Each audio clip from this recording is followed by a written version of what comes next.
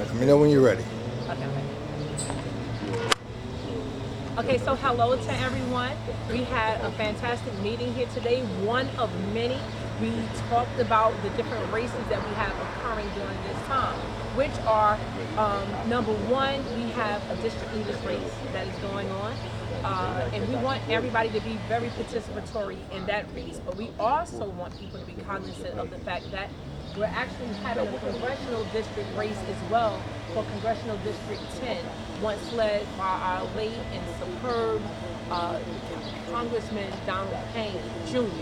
And we've lost some leadership, right?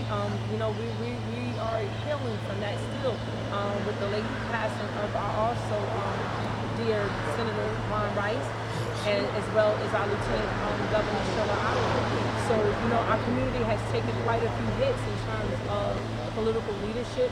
So we're just trying to get in, those are big shoes to fill, and we're just trying to do the best that we can to honor the work that they have done prior to us. So with that being said, three major aspects of my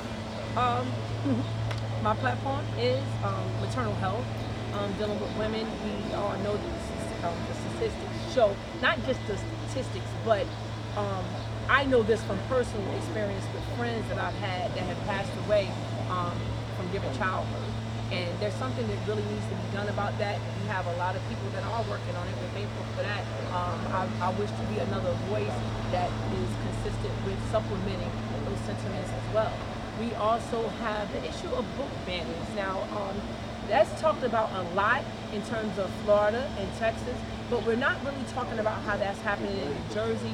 We're not really even having discussions centered around all the libraries that was extrapolated from the schools and replaced with other things like game rooms and of such. And I don't even think it's being talked about to the point that people might not even know that, right?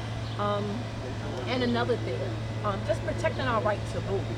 Right now, our voting rights are under attack, and people are feeling that their voice is not being heard. People are feeling that we are at a deficit in terms of dealing and having a true democracy, and they need to know that we can turn that around. We can definitely turn that around and make our voice count by voting, by using the power that we have. And there is power in the vote. Do not think that it's not. And I know people see a lot of corruption going on. I want to be really realistic in this way, but we've always had trials and tribulations. So no matter when, we were making progress, and we still made progress. So with that being said, we just can't give up the fight. We gotta understand that it's a marathon, it's not a sprint, and we just gotta keep going. And we're gonna keep going through the conflict that's occurring right now with the ballots that were handed in for this particular election. I'm sure that many of you have heard Monica McIver, the sitting president of the city council here in the city of Newark, the largest city in the state, conflict with the petitions. And there's also another candidate that there's some conflict with the petitions too. So we want to make sure that we have and that we fight for fair and equitable elections. And the way that we do it is that we stay watchful. We hold elected officials accountable, right? And when something is not going right, we have to lend our voice to that to make sure that our liberties are not just sustained, but protected.